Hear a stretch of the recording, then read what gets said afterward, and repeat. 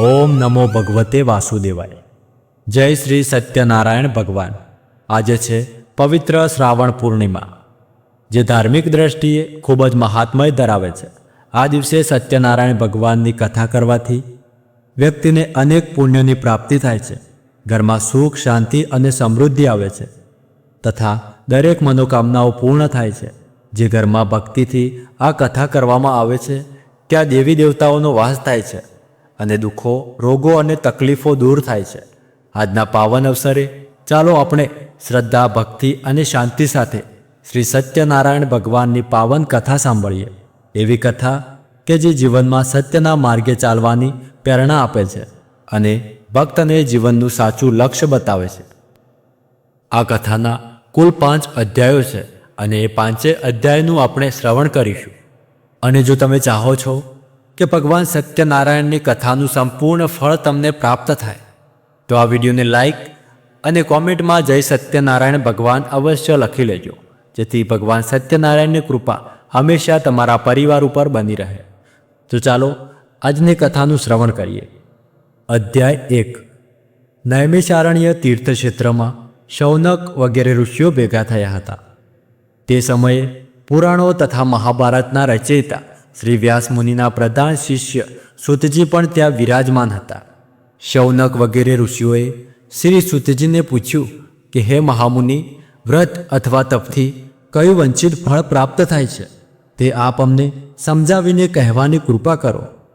શ્રી સૂતજીએ કહ્યું, એકવાર આ જ પ્રશ્ન યોગીરાજ નારદજીએ શ્રી લક્ષ્મીપતિ વિષ્ણુ ભગવાનને પૂછ્યો હતો।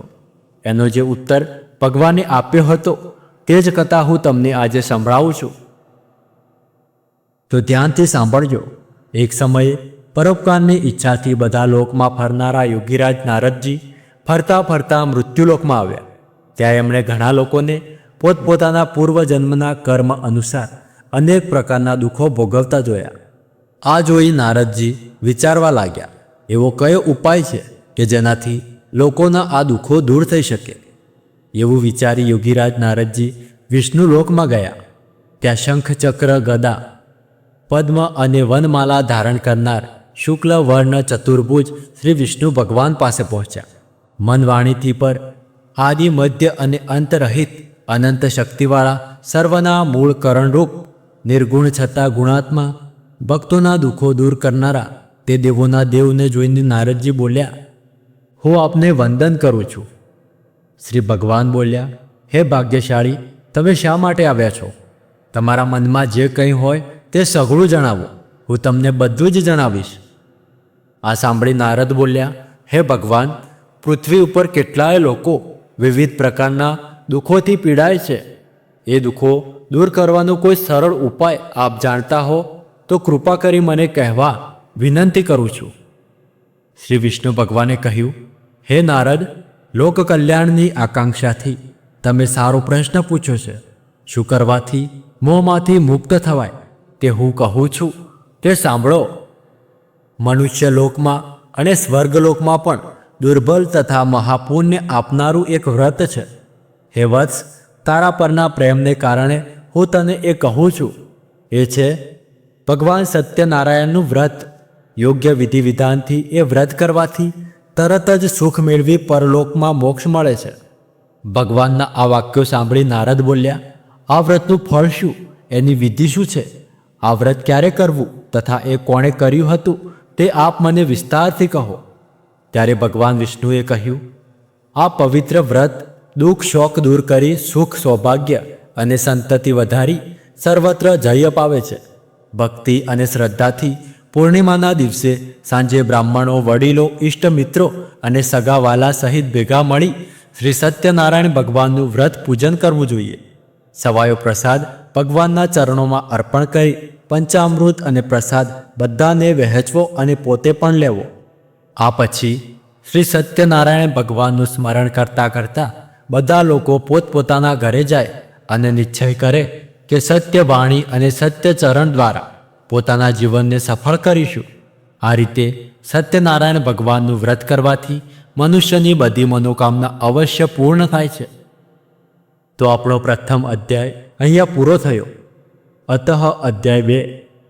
આ રીતે શ્રી સત્યનારાયણ ભગવાનના વ્રત વિધાન તથા મહાત્મય જણાવતા શ્રી સુતજીએ શૌનક આદિ ઋષિઓને કહ્યું, આ વ્રત સૌ પ્રથમ જેણે કર્યું હોય તેની કથા હે ઋષિઓ, અત્યંત રમણીય કાશીનગરીમાં શતાનંદ નામનો એક ગરીબ બ્રાહ્મણ રહેતો હતો.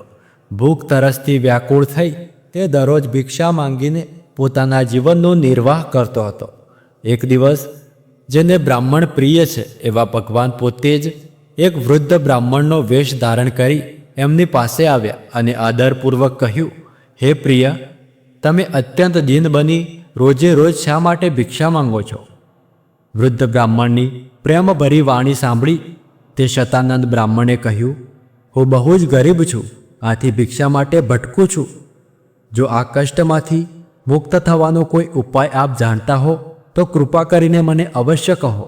આ સાંભળી વૃદ્ધ બ્રાહ્મણ વેશધારી ભગવાન બોલ્યા, હે બ્રાહ્મણ, ઈચ્છિત ફળ આપનાર અને બધી જ મનોકામના પૂર્ણ કરનાર શ્રી સત્યનારાયણ ભગવાન છે અને એનું જ પૂજન અને સર્વશ્રેષ્ઠ વ્રત કર.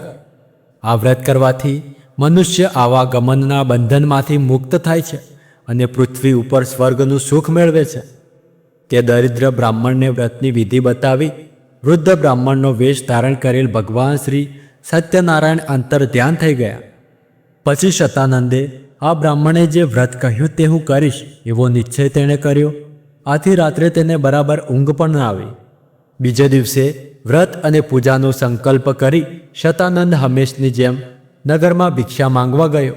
તે દિવસે તેને દરરોજ કરતાં વધુ ધન મળ્યું. તે ધન વડે શતાનંદે ભાઈબંધુઓ સહિત શ્રી સત્યનારાયણ ભગવાનનું વ્રત કર્યું. આ વ્રત કરવાથી તે બ્રાહ્મણ બધા દુઃખોથી મુક્ત થઈ ગયો તથા સંપત્તિવાન બન્યો. શતાનંદ આ વ્રતના પ્રભાવથી બ્રાહ્મણોમાં શ્રેષ્ઠ બની ગયો. ત્યારથી તે દર મહિનાની પૂર્ણિમાએ સત્યનારાયણનું વ્રત કરતો. એ રીતે બધા દુઃખોથી મુક્ત થઈ અત્યંત દુર્બલ મોક્ષને પ્રાપ્ત થયો. શ્રી સુતજી બોલ્યા, હે ઋષિમુનિઓ, શ્રી વિષ્ણુ ભગવાનને યોગીરાજ નારદજીને જે કહ્યું હતું તે બધું જ મેં તમને જણાવ્યું. બીજું તમારે વધારે શું સાંભળવું છે?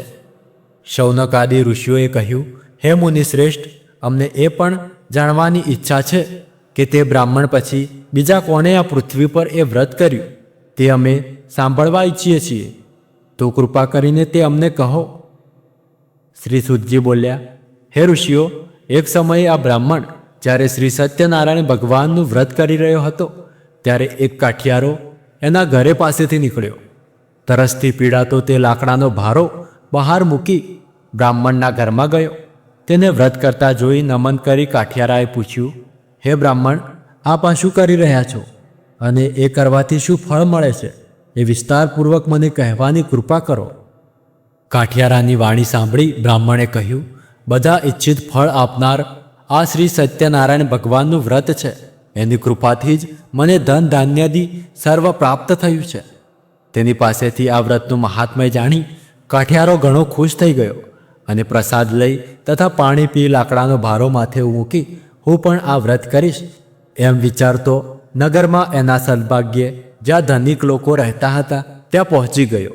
તે દિવસે કાઠિયારાને એના લાકડાના રોજ કરતાં બમણો ભાવ મળ્યો. આ પછી ખુશ થઈ સારા પાકા કેળા, દૂધ, ઘી, ઘઉંનો લોટ વગેરે લઈ ઘરે આવ્યો. આ પછી પોતાના સગાવાલાને બોલાવી વિધિપૂર્વક શ્રી સત્યનારાયણ ભગવાનનું વ્રત કર્યું. આ વ્રતના પ્રભાવથી ધન અને સંતાન વગેરેથી સંપન્ન થઈ આ લોકના સમસ્ત સુખો ભોગવી અંતમાં મોક્ષપદને પ્રાપ્ત થયું. તો આપણો અધ્યાય બીજો પણ અહીંયા પૂરો થયો. અતઃ અધ્યાય 3. શ્રી સુતજી બોલ્યા, હે મુનિશ્રેષ્ઠ, હવે એની આગળની કથા ધ્યાનપૂર્વક સાંભળો. ઘણા સમય પહેલાંની વાત છે. ઉલ્કામુખ નામનો એક ઘણો મોટો ઇન્દ્રિયજીત અને બુદ્ધિમાન રાજા હતો.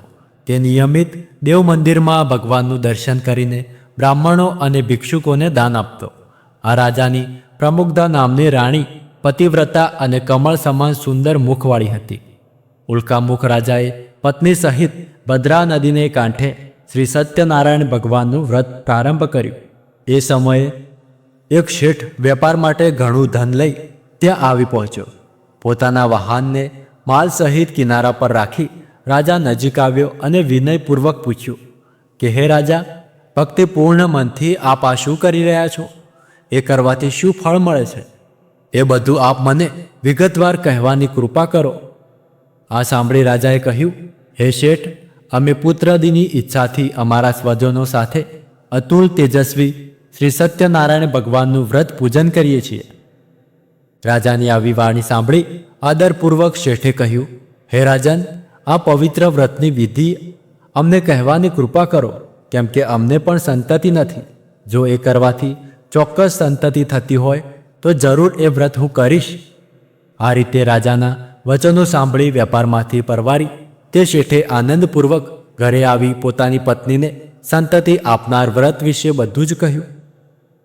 પછી શેઠે કહ્યું, સંતતિ દેનાર શ્રી સત્યનારાયણનું એ વ્રત જ્યારે આપણને સંતતિ થશે ત્યારે અવશ્ય કરીશ. થોડા સમય પછી તેની ધર્મપરાયણ પત્ની લીલાવતી આનંદપૂર્ણ મનથી પતિ સાથે યુક્ત બની. આથી શ્રી સત્યનારાયણ ભગવાનની કૃપાથી તે ગર્ભવતી થઈ. 10મા મહિને એક સુંદર કન્યાને તેને જન્મ આપ્યો. તે કન્યા રોજ રોજ શુક્લ પક્ષના ચંદ્રમાની જેમ મોટી થવા લાગી. તેનું નામ કલાવતી રાખવામાં આવ્યું. આ પછી એક દિવસ લીલાવતીએ મધુર વચને પોતાના પતિને કહ્યું, આપે શ્રી સત્યનારાયણ ભગવાનનું વ્રત કરવાનો સંકલ્પ કરેલો, તે કેમ પૂરો કરતા નથી? શેઠે કહ્યું, અત્યારે વેપારમાં તેજીને લીધે નવરાશ નથી, પુત્રીના લગ્ન સમયે કરી લેશું. આ રીતે પોતાની પત્નીને દિલાસો આપી વેપાર અર્થે એ શેઠ બીજા નગરમાં ચાલ્યો ગયો. સમય વીતવા સાથે કલાવતી મોટી થવા લાગી. એકવાર કલાવતીને શેઠે સખીઓ સાથે રમતી જોઈ અને તે વિવાહને યોગ્ય થયેલી લાગી. આથી શેઠે પોતાના ભાઈ ભાંડુઓની સલાહ લઈ વાળદને આજ્ઞા આપી કે તે જલ્દી કલાવતી માટે યોગ્ય મૂર્તિઓ શોધી લાવે. શેઠની આજ્ઞાથી વાળંદ કન્યાના વિવાહ માટે શ્રેષ્ઠ વર મેળવવાના વિચારથી કાંચન નામની નગરીમાં પહોંચ્યો. એક સુંદર શરીરવાળા અને ગુણવાન વૈશ્ય પુત્રને જોઈ વિવાહની વાત પાકી કરી આવ્યો. શેઠે સંતુષ્ટ મનથી જ્ઞાતિજનો સાથે રાખી તે શાહુકાર પુત્રને પોતાની કન્યા વિધિપૂર્વક અર્પણ કરી. દુર્ભાગ્ય શેઠ આ સમયે પણ શ્રી સત્યનારાયણ ભગવાનનું વ્રત કરવાનું ખુલી ગયું. આથી શ્રી સત્યનારાયણ ભગવાન નારાજ થયા. કન્યાના વિવાહ બાદ યત સમય મુજબ વેપારમાં પરમ ચતુર તે શેઠ પોતાના જમાઈને લઈ રત્નસાપુર નામના સમુદ્ર નજીકના સુંદર નગરમાં વેપાર કરવા માટે પહોંચી ગયો. તે સમયે શેઠને પ્રતિજ્ઞા ભ્રષ્ટ જોયેલો જોઈ સત્યનારાયણ ભગવાને શાપ આપ્યો કે તેને મહાન દરુણ અને કઠિન દુઃખ પ્રાપ્ત થાવ.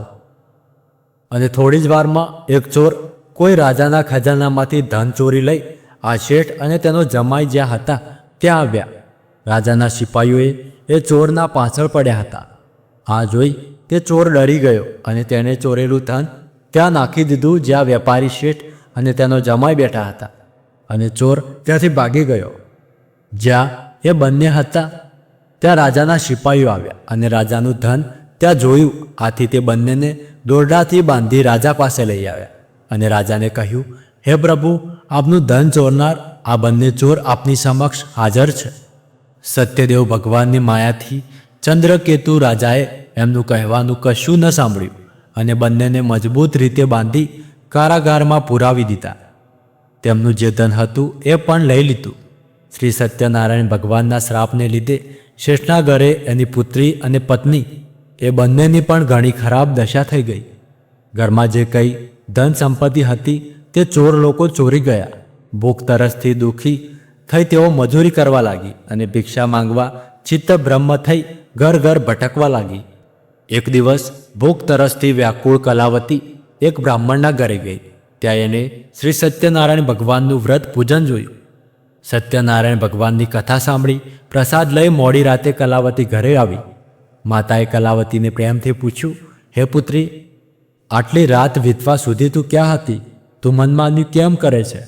કલાવતીએ શાંત સ્વરે કહ્યું, માં, એક બ્રાહ્મણના ઘરે મેં એવું વ્રત પૂજન જોયું જે બધી ઈચ્છિત મનોકામના પૂર્ણ કરનારું છે. કલાવતીના વચન સાંભળી લીલાવતીને શ્રી સત્યનારાયણ ભગવાનના વ્રતનું સ્મરણ થઈ આવ્યું અને તેણે આ વ્રત કરવાનો સંકલ્પ કર્યો અને પોતાના સગાવાલાને સાથે આ વ્રત પૂર્ણ કર્યું. લીલાવતીએ ભગવાનને પ્રાર્થના કરી વારંવાર વિનંતી કરી કે હે પ્રભુ, મારા પતિ અને જમાઈને જલ્દી ઘરે મોકલો. તેઓના અપરાધ ક્ષમા કરવામાં આપ જ સમર્થ છો.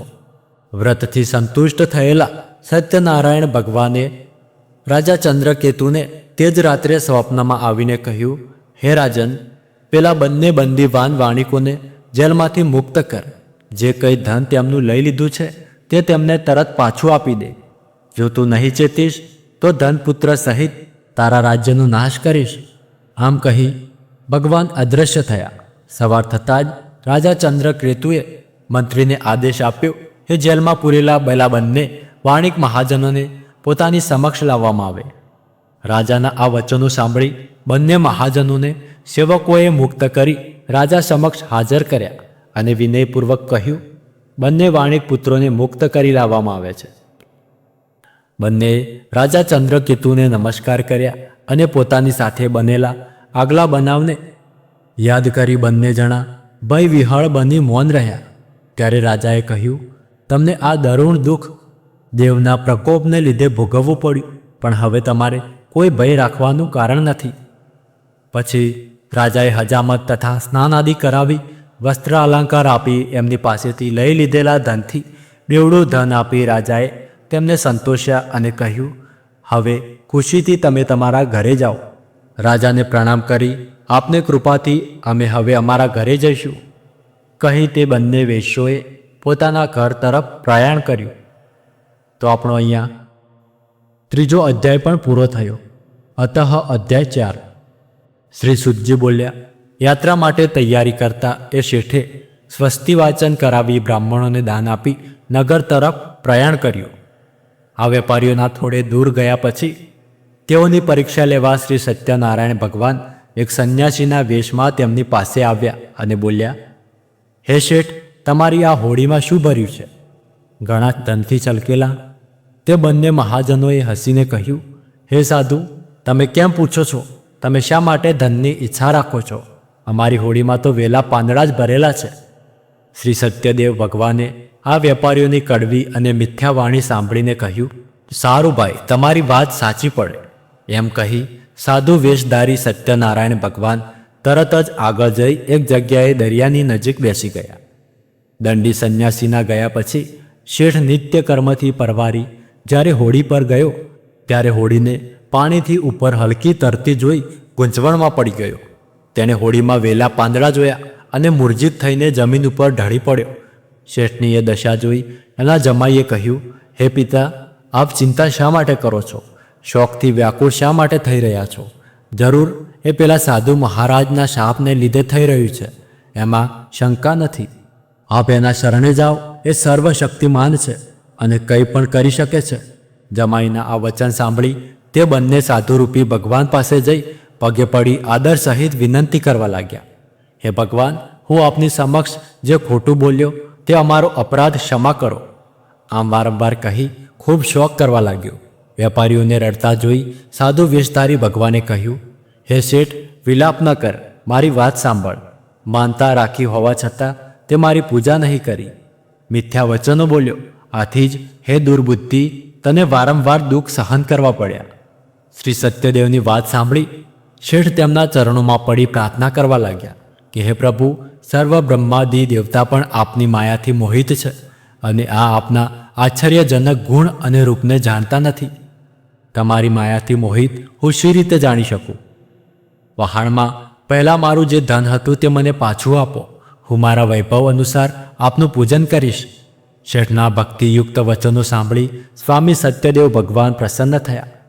ઈચ્છિત વરદાન આપી ભગવાન અંતર ધ્યાન થઈ ગયા. શેઠે આવીને પોતાની હોડીને ધન ધાન્યથી પૂર્ણ જોઈ. સત્યદેવની કૃપાથી મારી ઈચ્છા સફળ થઈ એમ કહી શ્રી સત્યનારાયણ ભગવાનની પૂજા કરી અને પોતાના ઘર તરફ પ્રયાણ કર્યું.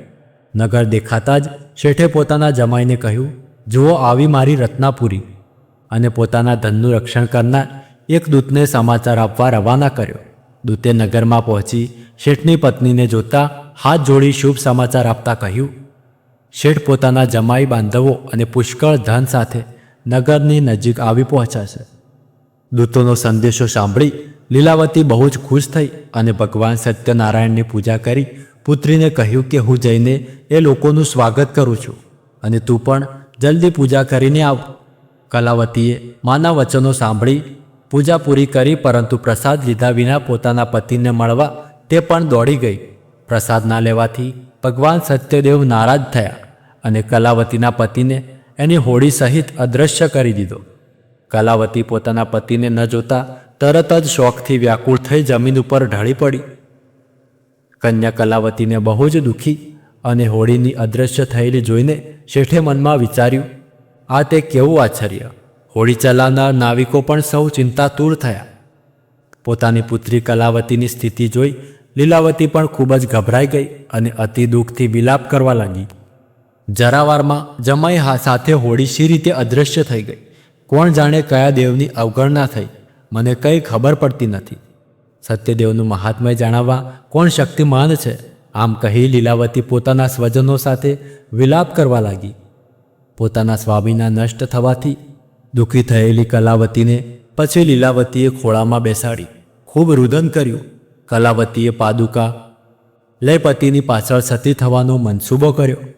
કન્યાની આ દશા જોઈ અતિ શોકથી સ્તબ્ધ તે ધર્મવિદ સજ્જન વાણિક પોતાની પત્ની સહિત વિચારવા લાગ્યો, આ ઘટના કયા દેવના કોપને લીધે બની? ભગવાન સત્યદેવની માયાથી અમે ભ્રમણામાં પડ્યા છીએ.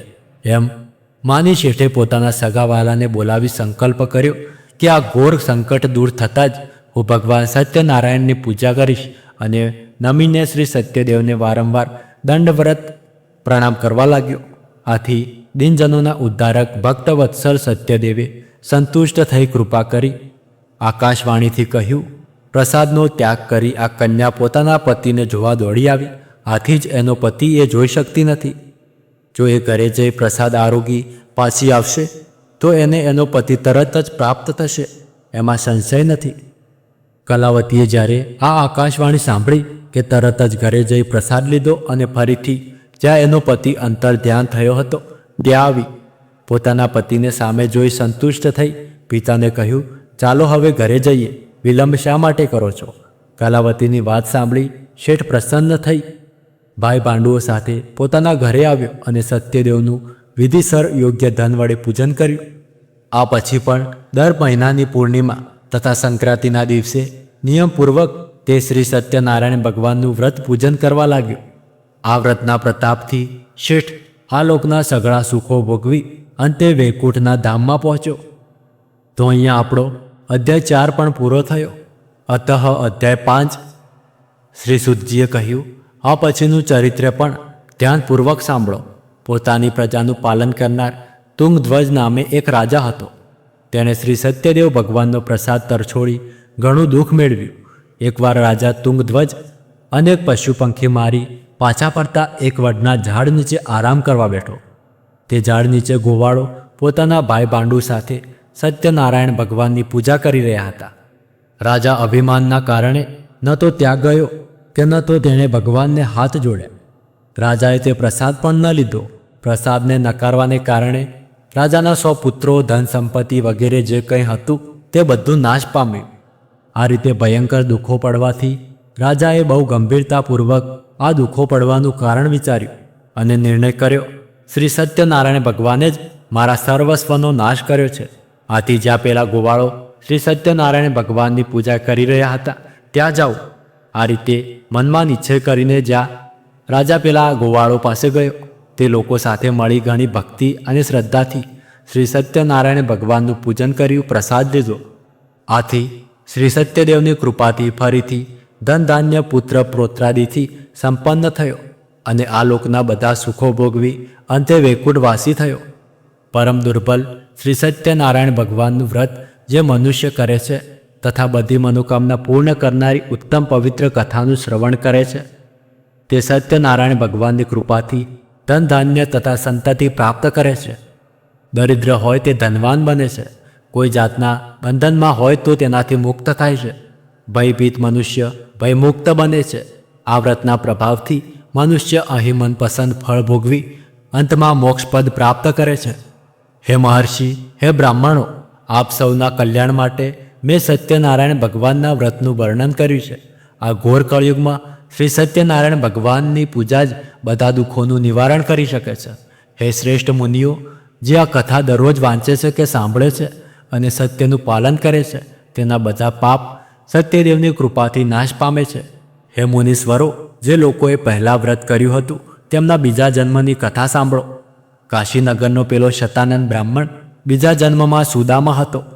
ભગવાન શ્રી કૃષ્ણ જેવા મિત્ર પામી તેને પરમ પદ પ્રાપ્ત થયું.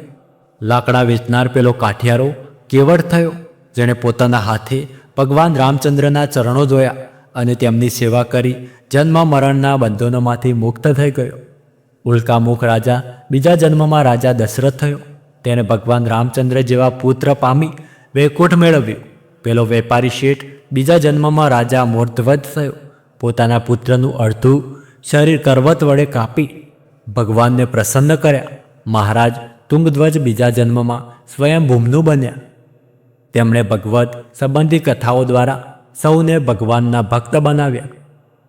તો મિત્રો, આ હતી ભગવાન સત્યનારાયણની પાવન અને અત્યંત કલ્યાણકારી કથા, જે સાંભળવાથી અને શ્રદ્ધાથી વહેલી રીતે કરો તો સર્વ વિધિ સુખ શાંતિ અને સમૃદ્ધિ પ્રાપ્ત થાય છે.